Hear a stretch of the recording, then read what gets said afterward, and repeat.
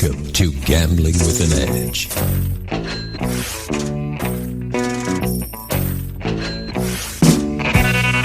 now, here are Bob and Richard. Good afternoon. Welcome to Gambling with an Edge. My name is Bob Dancer. And I'm Richard Munchkin. Our guest today is tax advisor Russel Fox, whose websites are taxabletalk.com and claytontax.com. Russel Fox, welcome back to Gambling with an Edge. I'm glad to be back. Before we start talking tax deals, we have a daily fantasy sports special at the Las Vegas Advisor that Richard wants to tell you about. Yeah, I couldn't pass up talking about this because it's just too good a deal. The Las Vegas Advisor has made a deal with DraftKings. So if you sign up for DraftKings and deposit $5, there are 7 states where... Do you mean 500? No, I mean $5. You get the Las Vegas Advisor and the coupon book for free. So that's an incredible deal. Oh, and you also get a copy of the book, Fantasy Sports Real Money by Bill Ordine. So, and if you already have that book, then there's other books you can get instead, which is also free. So for $5, if you're not already a member of Las Vegas Advisor, it's just a no-brainer to do that. Can you be already a member of DraftKings? Do you have to be a new member of DraftKings too? I think you have to be a new member. Very good. Sounds good. All right.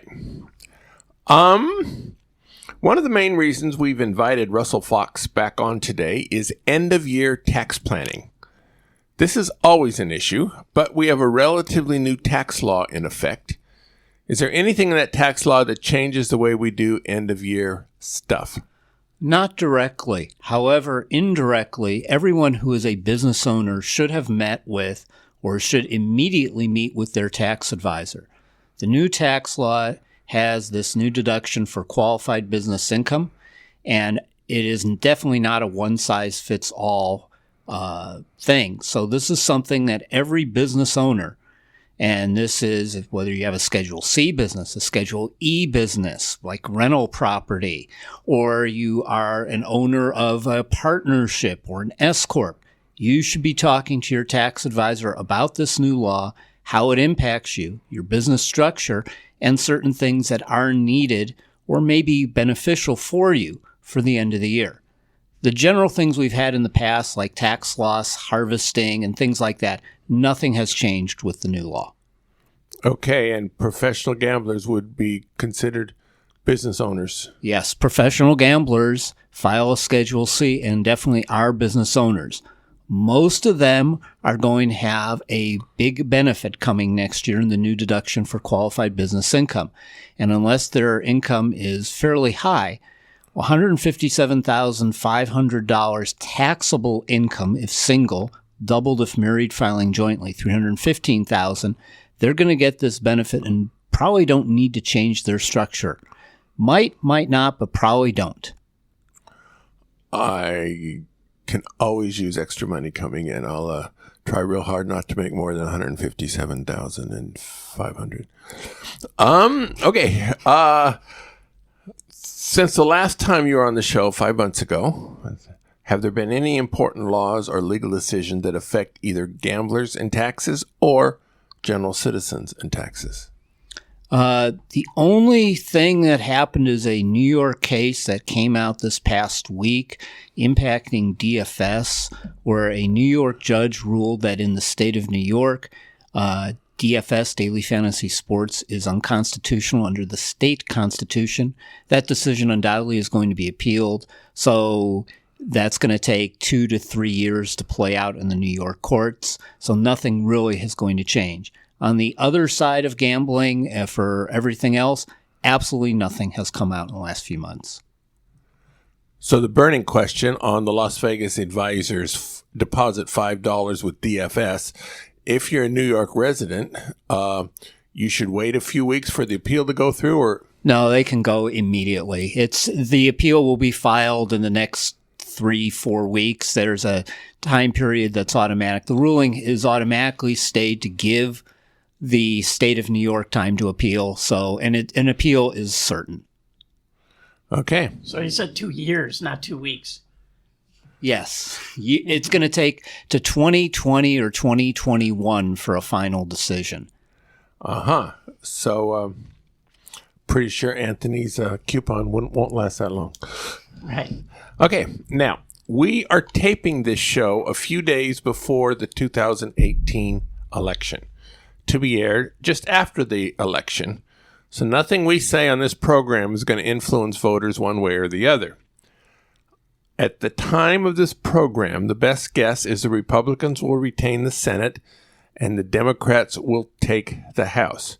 Assuming for now that is true, at the risk of feeling very stupid like it would be if you looked at the polls of 2016, do you see the next Congress passing any tax bills of consequence? The next Congress, no. There is going to be a lame duck session between the November election and January, and there is a technical corrections bill that is probably going to pass that is probably going to be bipartisan in nature, fixing technical mistakes of the previous tax bill, the one that passed last December. But otherwise, a new Congress with a Democratic House and a Republican Senate, absolutely nothing of consequence in tax, and probably nothing of consequence anywhere is going to pass. All right. And have you seen this technical bill? Is that something for us to be concerned about? No, it's not something to be concerned about. It really, for example, some provisions accidentally got written the wrong way. There are going to potentially be some provisions about other issues in tax, but nothing that I see in it that's going to impact gamblers. All right. We asked our listeners for questions. Here are some of the better ones. If you hit a jackpot but are up for the year, can you say you don't have ID and come back after the first of the year and then claim the jackpot, since you have up to 1 year to claim? Yes, but it won't have the impact you want. You can absolutely say, whoops, I forgot my ID. I'm going to come back next week. Problem is, it's still going to be income in the current year. There's a doctrine in tax, and it dates back over 100 years at this point, called constructive receipt. If something has been put aside for you and there are no strings attached, it's income in the current year. Good way of looking at it is like you're a business owner and you get a check in the mail on Saturday, December 31st. You can't deposit that check today. There's just banks are closed. So that's income the following year. If you get that check on Saturday, December 17th, you can deposit it in the current year. If you hold it to next year, it doesn't matter. It's still income in the current year. So just because something is, once you've won something, it's income in the current year unless there's a string attached. There's no string here. You just forgot something. That's not a valid string. So, what if I have income for this year, but I don't get the check until after January 1st? Does that mean it's not for this year? It's for next year? Well, potentially yes, potentially no. In the situation we're talking about with a jackpot, where you could have gotten the income this year, had you brought your ID, it would have been this year's income. It's this year's income, even if you pick up the check next year. In a situation like where a check is mailed to you, you win a contest, and you're going to get it in the mail, and it doesn't come till the following year, it's income the following year. In that kind of situation, by the way, every tax professional will advise their client, save the envelope. So you have proof, and write on the envelope the date it was received. Because sometimes, things might be mailed December 10th, and it goes, instead of directly to Las Vegas, takes a scenic tour of the U.S. before it gets to you. So you want proof in this kind of situation, because you will probably get a 1099 or W-2G with the 2018 on it, but it's still going to be 2019 income to you. You didn't have a chance to put that in the bank in that situation. So even if I get a W-2G that says not a W-2G, a 1099 that says 2018, but I didn't get the check until January 15th, it's 2019 income? Yes, and this poses an obvious issue because the IRS won't know better. And so you run into some issues here. But if I did declare it as 2018, the guy who gave me the 1099 and I both should be okay, right? Most likely, yes, the dog won't bark. But if you declare it as 2019 and you have proof you didn't get it to 2019, you will win. It's part of the rule of constructive receipt. This rule's been around in tax for over 100 years, and it's pretty straightforward. You didn't have a chance to put that in the bank in 2018. So how could it be 2018 income? Okay. Although I'm pretty sure the guy who wrote the initial question thinks you gave the wrong answer, but we're moving on. I was hoping you gave the wrong answer. Another question. Can I use lottery tickets to write off winnings? So the IRS, gambling is gambling is gambling. If you're a degenerate Keno player or a degenerate lottery player, those are gambling losses. And yes, they can write off other gambling winnings. But only for professionals, right? No, for amateurs. An amateur can still take an itemized deduction for his gambling losses up to the amount of winnings. Now, there's a question, I think, that's going to come up about how many amateur gamblers are going to itemize in the future, but they can. And gambling losses are still deductible up to the amount of winnings. Oh, but the reason most don't is because the standard deduction has gone so much higher? Yes, the standard deduction, the new tax law, there are two major changes that are going to impact everyone. Exemptions are gone. We used to get an exemption a little over $4,000 for every person on your return. So husband and wife and, say, 2 children, that's $16,000. That is gone. There are no exemptions anymore. However, the standard deduction was more or less doubled from $6,300 single to $12,000 and $12,600 to $24,000 if married filing jointly. You always have the choice of taking the standard deduction or itemizing. Your itemized deductions, though, are lessened this year. Miscellaneous itemized deductions are gone. So the itemized deductions that still exist are state and local taxes, but a maximum of $10,000. That's going to impact people in California and New York especially, where they're very high state income taxes. Charitable donations, mortgage interest. Gambling losses are still allowed as an itemized deduction. Okay, so it just won't make sense for most people to do it unless they have really substantial amounts of gambling. Correct. And this is going to have a negative impact for amateur gamblers in the standpoint, if you consider an amateur gambler who used to itemize. Myself as an example, this year I'll be itemizing. My mortgage interest, property tax, and charitable donations are definitely large enough I'm going to be itemizing this year. But assume next year, my mortgage is really dropping. I've reached the point, having owned my house here in Las Vegas enough years, my mortgage interest is not that high anymore. My property taxes aren't that high. We don't have state income tax here. I do get to deduct sales tax, but it's not a lot. So my anticipation is I'm not itemizing in 2019. So it's going to have an impact on a lot of people. Now, one way to read this question, can I use lottery tickets to write off winnings, was presumably the person, did not keep a contemporaneous log and was picking up lottery tickets and say, I have a handful of lottery tickets.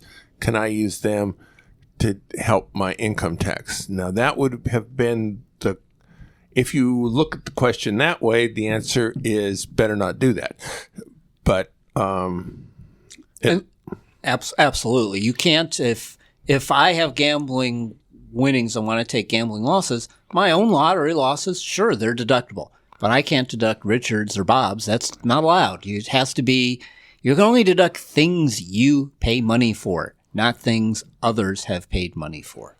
But Wasn't there some famous case of a horse player who was picking up all the losing tickets at the track and they found footprints on the back of some of them? There are some other cases. For example, a gentleman claimed gambling losses on a date that he was at his daughter's wedding, and the court had some interesting words for him. Oh, yeah. I don't know. Actually, most of the family weddings, there would have been gambling going on. On the Filipino side or the Chicago side? Either one. There'd be a card game at the reception. Yeah. Uh-huh. All right. I mean, what's a wedding without cards?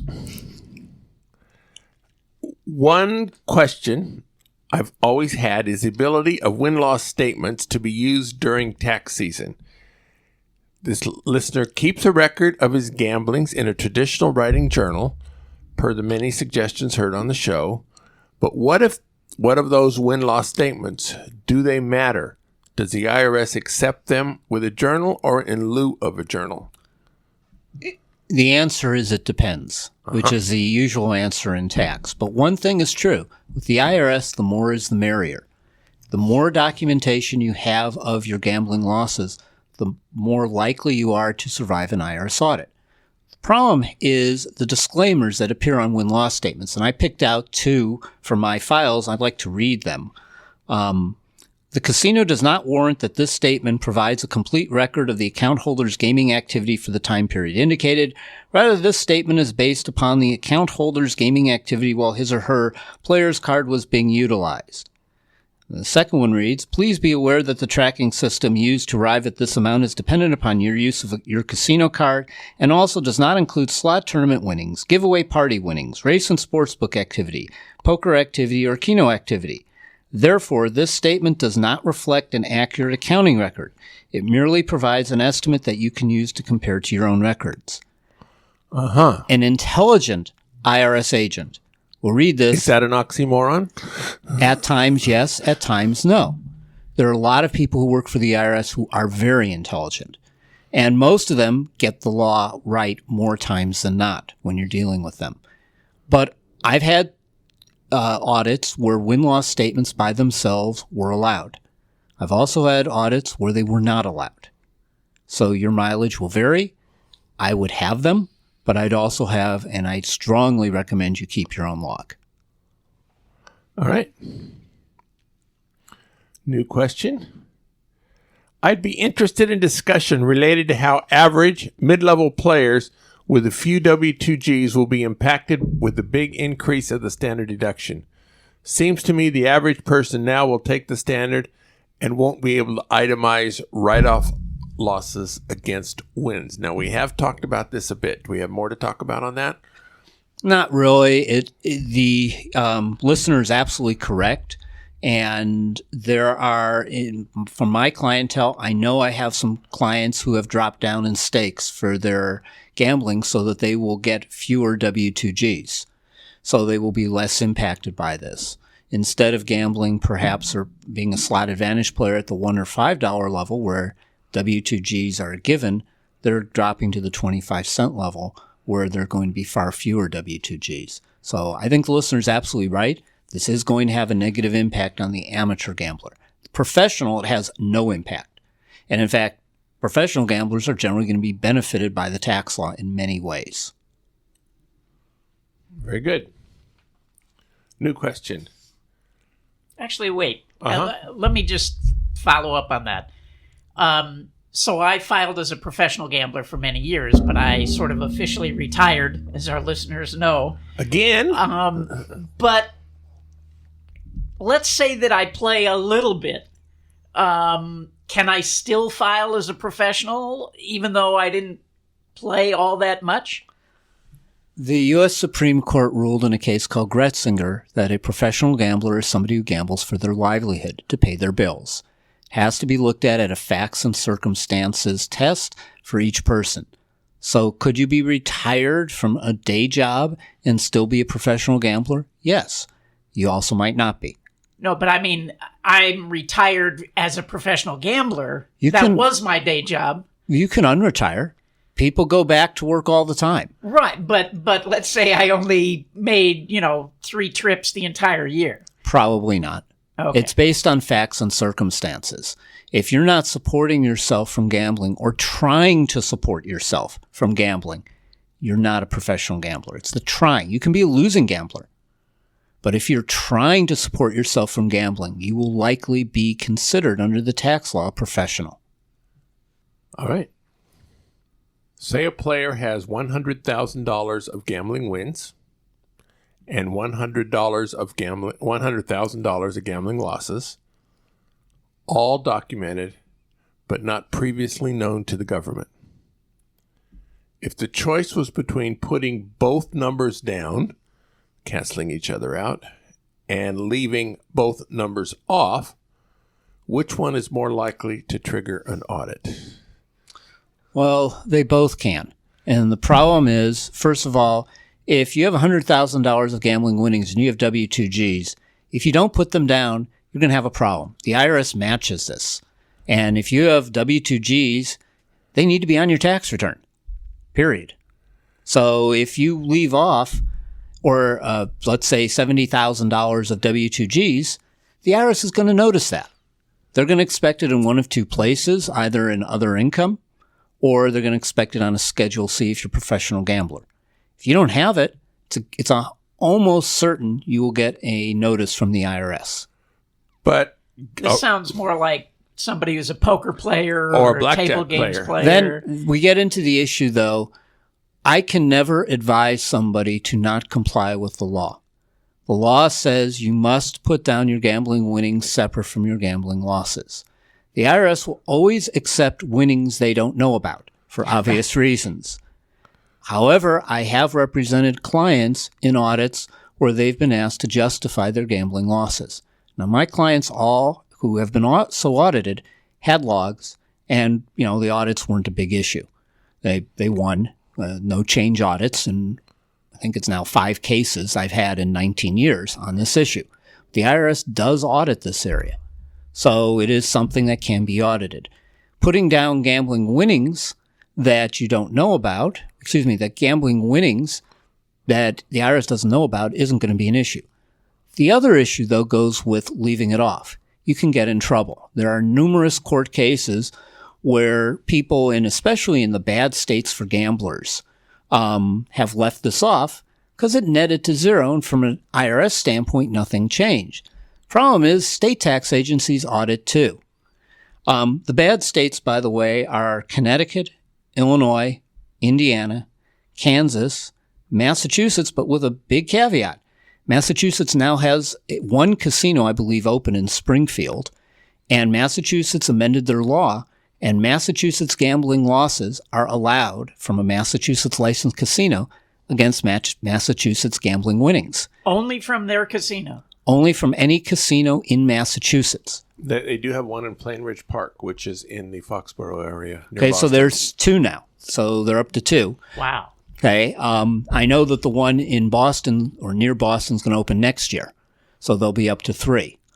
Well, the Plain Ridge Park is definitely near Boston. Okay, so it's been open for a few years. It's a Penn National property. Okay, there's another one in that I think Everett or something. Yeah, Everett, but that's going to open soon. But that's good news for Massachusetts gamblers. Continuing, the other bad states are Michigan, Ohio, North Carolina, Rhode Island, West Virginia, Wisconsin, and also Minnesota if you're an amateur gambler. Okay, they have an alternative minimum tax that very negatively impacts gambling. But the other thing is, if the guy had $100,000 in wins and 100 losses, yes, they're going to zero out, but isn't that going to affect you in some other way if you're an amateur gambler? Your alternative minimum tax or your... AMT is not impacted by gambling. That's a misnomer. Okay. You are allowed gambling losses under the AMT. However, there are other negative impacts of gambling winnings. The healthcare law, that is based on adjusted gross income. So let us assume you gamble and you have 100,000 of wins and 100,000 of losses and 7,000 of other income. You're no longer eligible for a tax credit under the healthcare law because you have 107,000 of income, even though you really have 7,000. It impacts student loan repayment. Student loan repayment is based on your adjusted gross income, which is gambling wins but not losses. I have several clients, married couples, who one of the spouses has student loans they're paying off and they file separately so that this issue does not impact them. So there's like Roth IRA. The ability to contribute to a Roth IRA is based on your modified adjusted gross income. Again, gambling wins are used, not losses. There's a lot of area in tax law where gambling winnings has a very negative impact. I don't expect this to ever change because Congress likes taxing sin. Well, they like taxing your sin, taxing the other guy's sin is a good way to get money. Just not taxing your own. All right, new question. Let's say a United States citizen is gambling in London and wins £3,000. Apparently, the limit in the United Kingdom is £1,400 before tax information is collected by the casino and sent to the governing tax agency. So, assume this happens. Is this information collected by the United Kingdom Tax Authority transmitted to the United States IRS? So probably. The U.S. and U.K. do exchange tax information. Under the law that passed several years ago called FATCA, the Foreign Account Tax Compliance Act, the U.S. and various countries exchange tax information. So you have to assume it is. I can't state with certainty that gambling income is exchanged, but it certainly could be.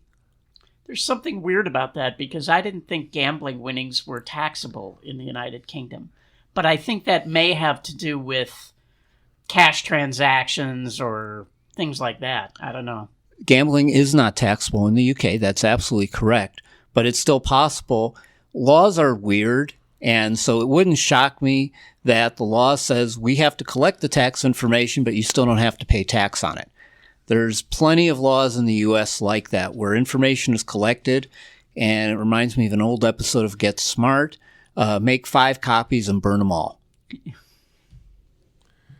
When we talk about gaining 3,000 pounds and FATCA, somehow it reminds me my diet isn't going so well. The concept of a gambling session seems fuzzy. So there's several questions this listener asked on this. Does changing a machine or denomination affect sessions? Does it matter whether you cash out the ticket into cash or just insert the ticket into another machine? Does it matter if you take a 2-hour dinner break before resuming gambling?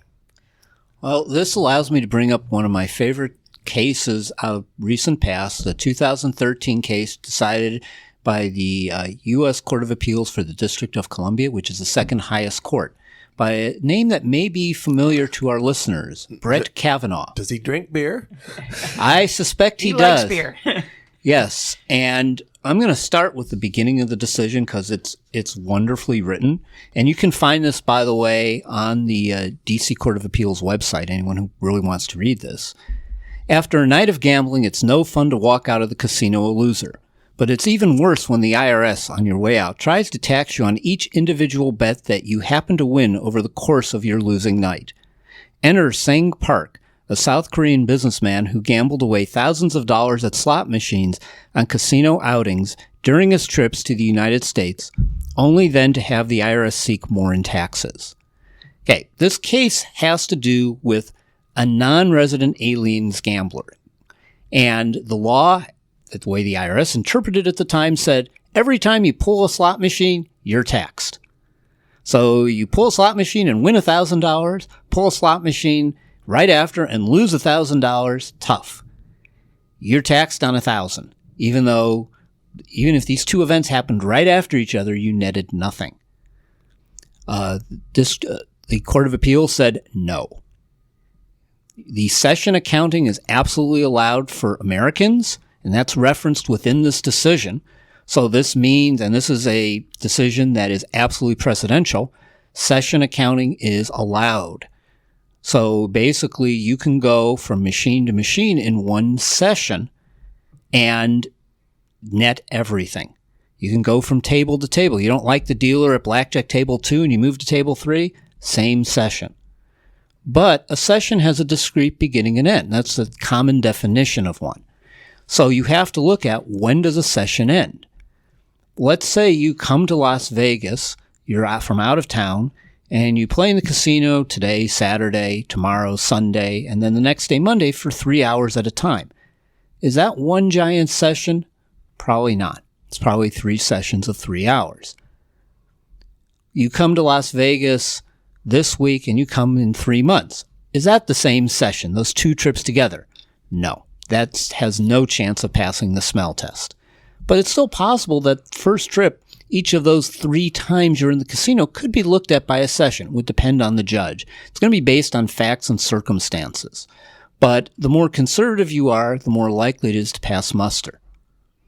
So getting back to the questions here, does it matter if you cash out the ticket into cash or insert the ticket into another machine? No, doesn't matter. As long as it's part of the same playing. The 2-hour dinner break, if you are, for example, playing poker and you leave your chips on the table, probably the same session. You go with your wife to a different casino, have dinner, come back, probably different sessions. I sometimes play graveyard, which is defined differently, but basically after midnight. There are casinos have casino days that start at 2 in the morning, 3 in the morning, 6 in the morning, etc. They vary. So if I'm playing at a casino which has a casino day starting at 3 a.m., if I hit a W2G at 2 a.m., it basically will have yesterday's date on it. And then if I hit another one at 3:30, it'll have today's date on it. On my personal records, even though the W2Gs have different date, they're combined into one session, and I do that consistently. Is there a problem with that?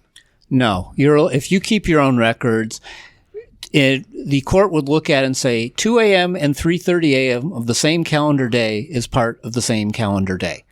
Regardless of how the casino internally keeps their accounting, you're allowed to use them in the same day. That's just common sense. All right. We have lots more questions for Russel Fox. We are going to take a commercial break.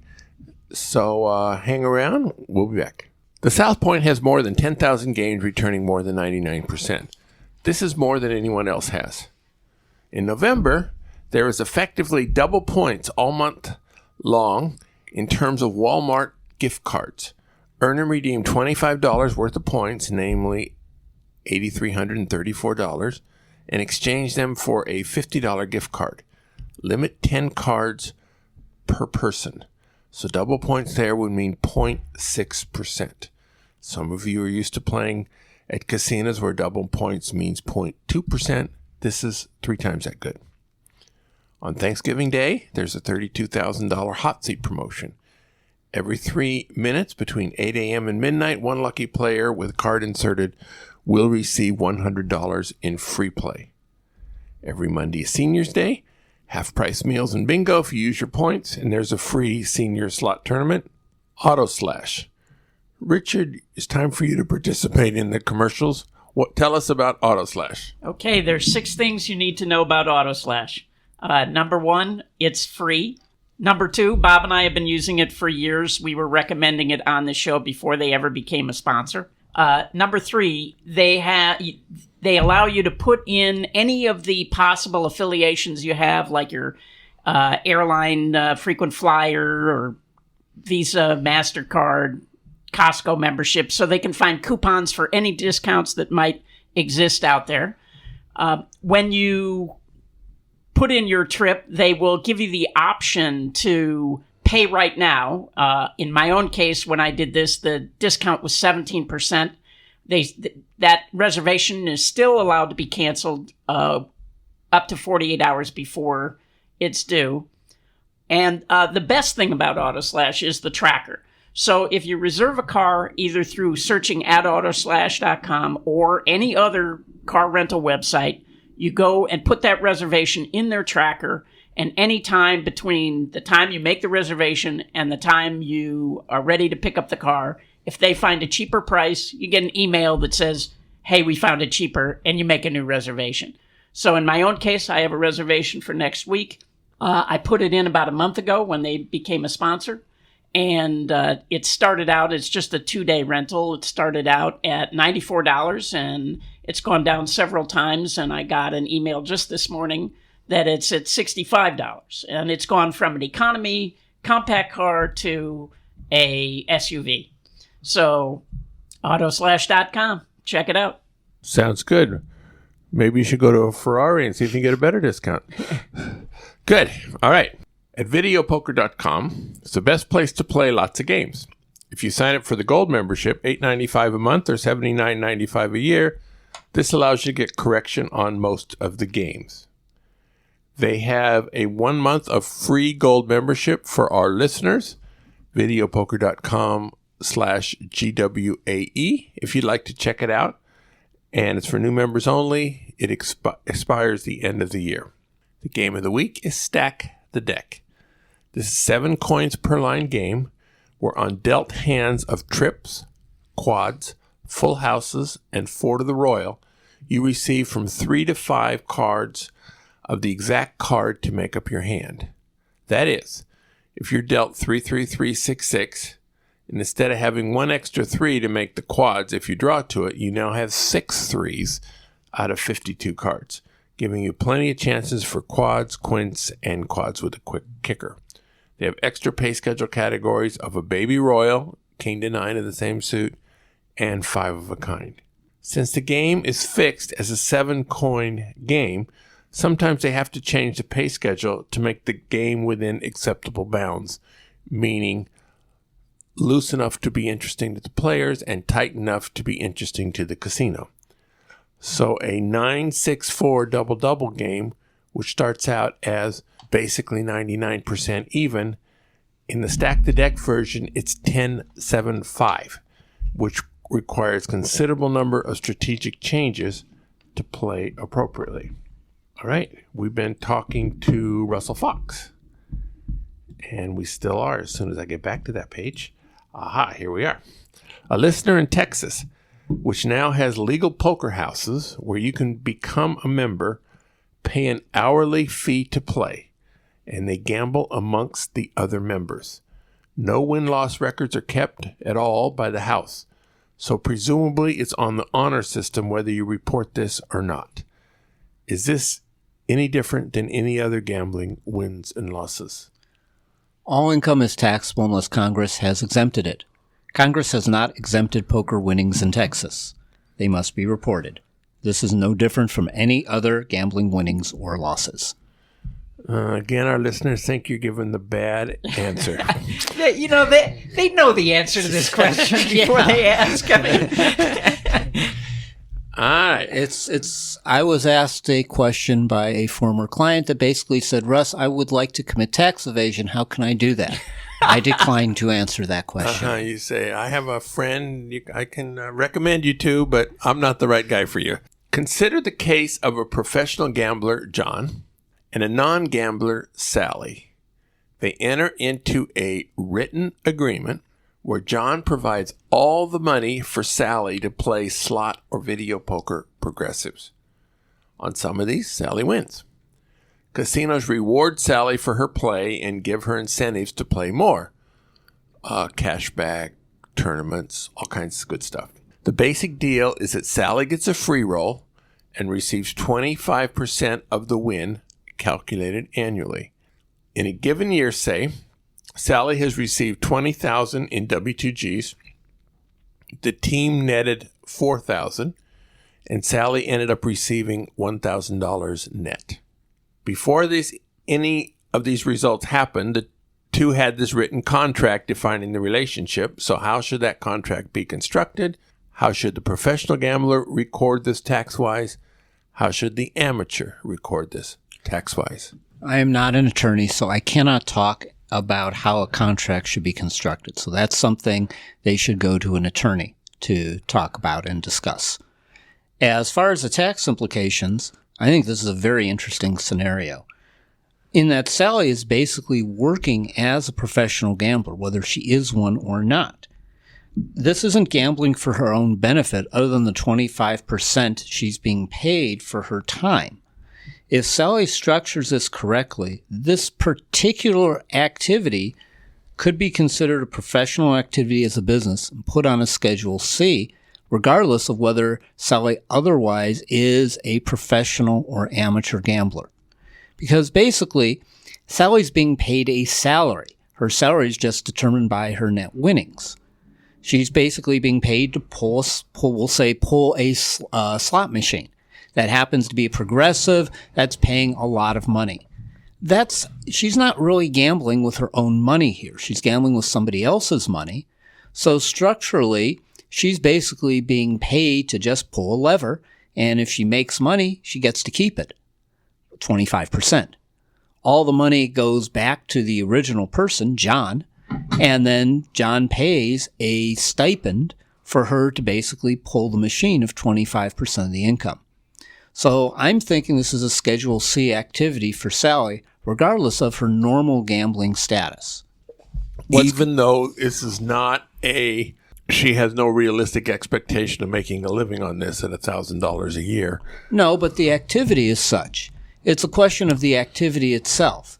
She's doing this basically for a reason, because she's being paid money to do this. Most of the contracts I've seen like this offer we'll pay you $300 or 25% of winnings, whichever is greater. You pull the machine. And consider the fact that a 1099 is going to have to be issued from John to Sally. What's that 1099 for? Is it for gambling winnings or is it for non-employee compensation? I think a good case could be made. It's really non-employee compensation. She's being paid to pull the lever, not for the gambling itself. The gambling goes back to John. So I had a friend who ran a team exactly like this. Now, obviously, a lot has changed because this was going back 30 years. But there used to be an IRS form that the casinos would have where when she hit the jackpot, she would say, this money is not going to me, it's going to John. And they would fill out this form that said, the money is going to John, and therefore he had the tax implications. And then he would 1099 all the people who worked for him in this capacity. That form still exists. It's Form 5754. You can get it on the IRS website. Problem is today, not every casino will accept it. And you run into rules about gambling for somebody else that exist on the casino level. Yeah, and now they'll probably just bar you from play because they know you're a professional of some sort. Correct. So you run into, it's better for Sally to issue a 1099 to John for probably the entire gambling winnings as gambling activity. John to issue a 1099 back to Sally for $1,000. That's Sally's net income as non-employee compensation. Now, without talking to both individuals, and obviously this is a hypothetical case about the scenario, that's how I would, at least my first impression of how I would handle it. Good. But you would recommend consulting with an attorney to set this up right? Or could bright people likely figure it out themselves? That's a question I cannot answer because I'd be construed as giving legal advice. So I want to avoid that question. Some accountants are slippery. Sounds pretty complicated to me, actually. I mean, okay. My advice is for $1,000, I probably would not go to an attorney. But if you were doing this in a big way, I absolutely would. Yeah, it's just like an attorney's going to charge you $300-400 an hour. It's well worth it to do a contract right than to have an oops moment. Yeah, especially if it's $200,000 in W-2Gs and yeah. All right, another question. Assume a player has been kicked out of numerous casinos who will not likely cooperate at documenting tax information. But also the player's ID was often obtained by backrooming procedures against the player's will. Assuming the player wishes to pay the appropriate amount of taxes to avoid further problems, should the way he documents tax information be any different than players who do not have such an hostile relationship with the casino? No, it shouldn't be any different. And in fact, let's assume you're barred from some casino. And the casino says, we are going to close your player's account. You cannot get anything online. Here's your last W-2G. We're not going to issue a win-loss statement. We're not going to help you in any way. I would still recommend that the player send at the end of the year a certified letter to the casino saying, I would like my win-loss statement. I am putting together my tax documentation for the IRS. I need this.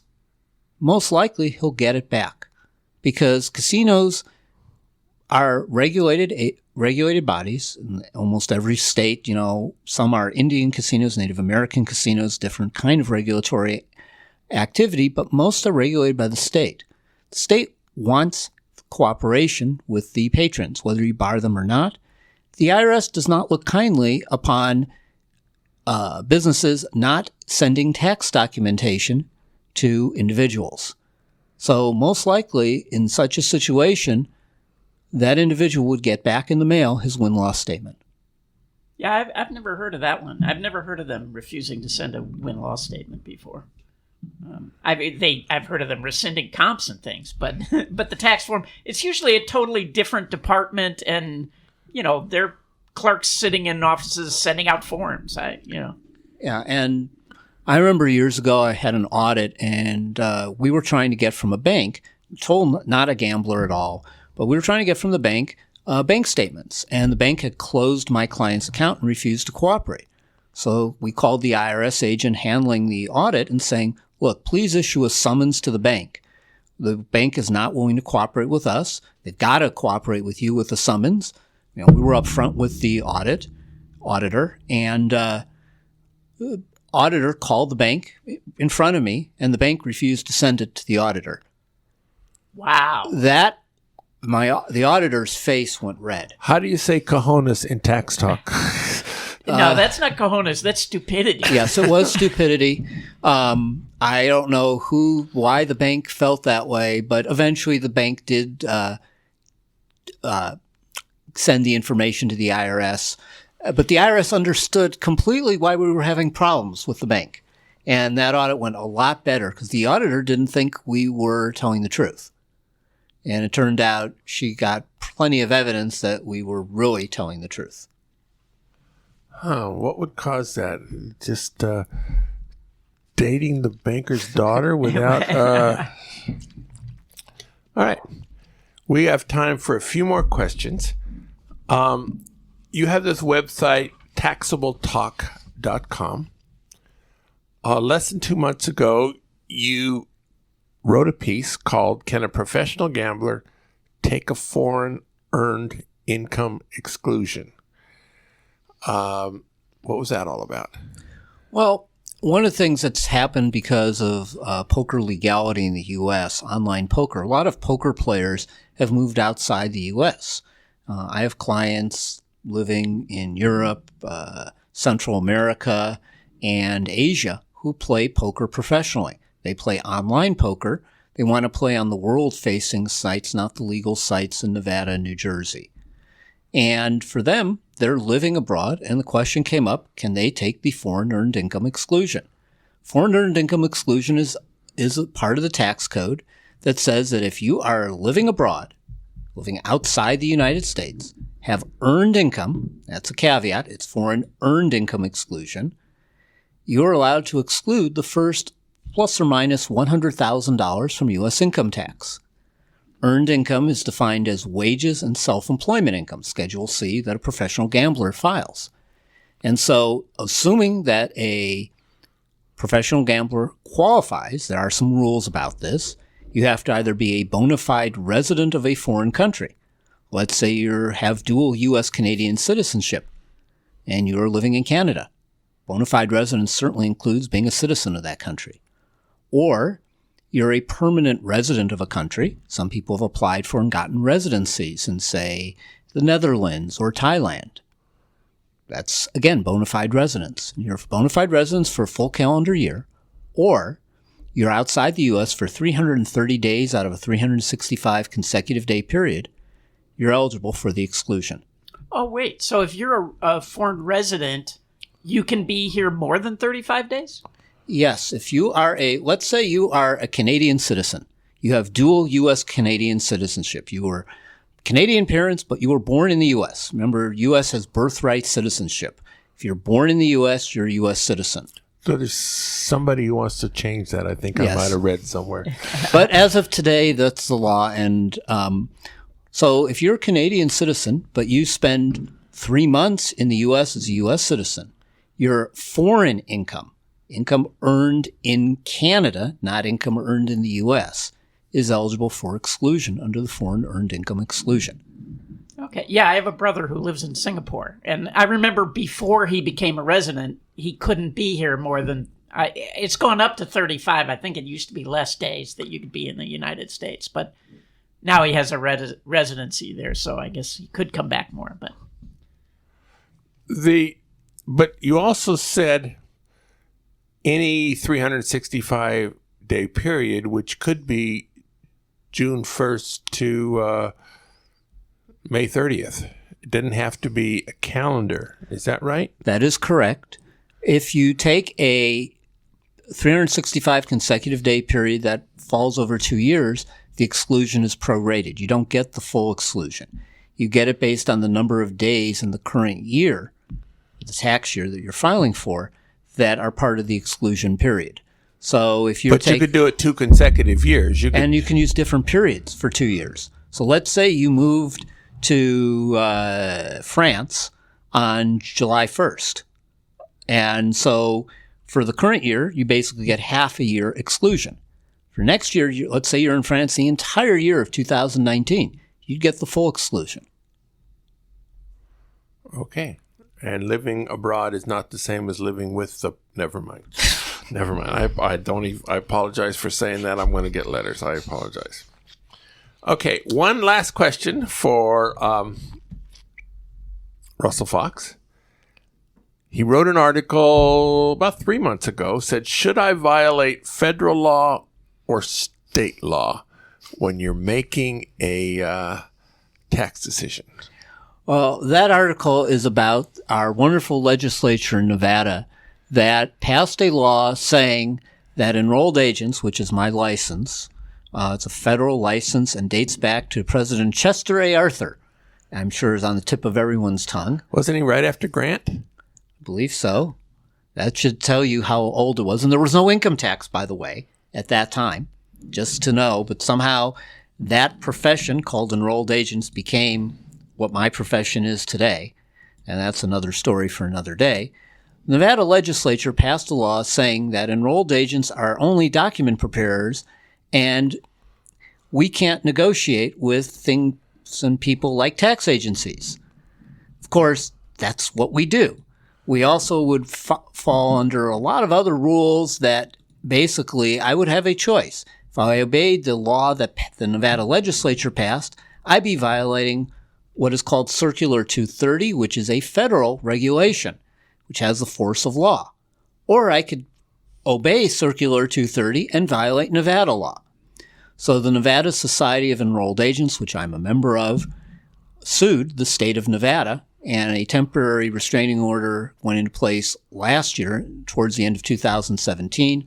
A trial was held in Carson City, and the law was basically ruled unconstitutional. The state has not appealed it because the judge's ruling was pretty clear, pretty obvious, and so that law is dead. So Chester Arthur doesn't have to roll over in his grave. No. All right.